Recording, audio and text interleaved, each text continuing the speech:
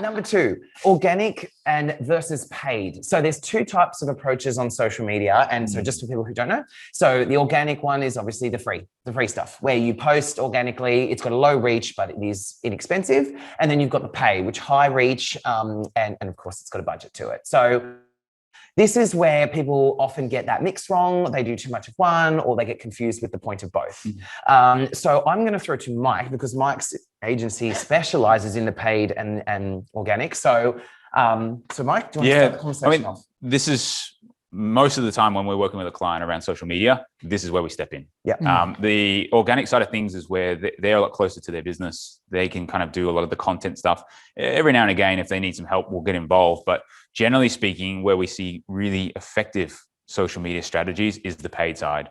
I mean, that's natural because if you look at the revenue generation and social media companies trying to monetize things, paid advertising is where the real results should be. Yeah. And what's really exciting from our point of view and where we see most clients miss the mark is that they kind of think, okay, I should do some paid advertising on social media. And so that's, I do my posts and I boost them. That's all I need to do, right? Paid advertising on social media is so much. Yeah. It's like a campaign.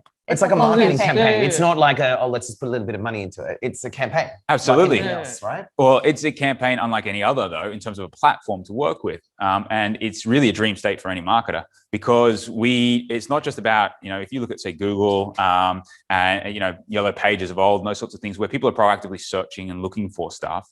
The real gold mine for marketers is where you know who your customer is and you just need to get in front of them so they're aware of you. And that's where social media is so powerful because it has so much information about an individual, who they are. It's quite scary, isn't it? It can be, absolutely. Yeah. It can be. But at the same time, actually, for individuals, it's good in the sense that you're getting advertising that's actually relevant to you. Relevant to you, yeah. And that's where the exciting element of things is because I get relevant ads being shown to me. But then from a marketing point of view, it means that our ad spend that we're doing for clients is it's a fraction of what it would have been, 5-10 years ago. Yeah. Because we're only talking to those people who would absolutely be the ideal customer for them. And if you look at, say, Facebook, for instance, what a lot of people don't realize is the different styles or the different types of options you have to target people. So you can look at it based on just simple things like, demographic information. You can talk about interests and stuff. But then you can actually utilize social media much more within your sort of marketing funnel where people who visited your website go back onto Facebook. You can retarget them. You can target existing customers going again back through Facebook.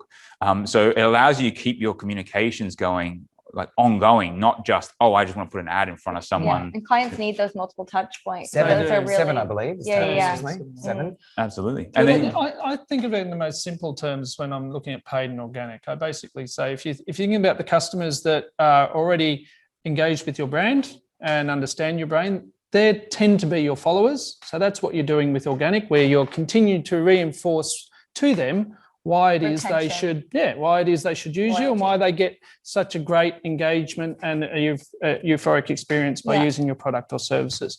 Paid brings you the new customer. So paid is out there saying, actually, I've got these potential customers that are aware of me and potentially using me, and I'm doing a great job organically.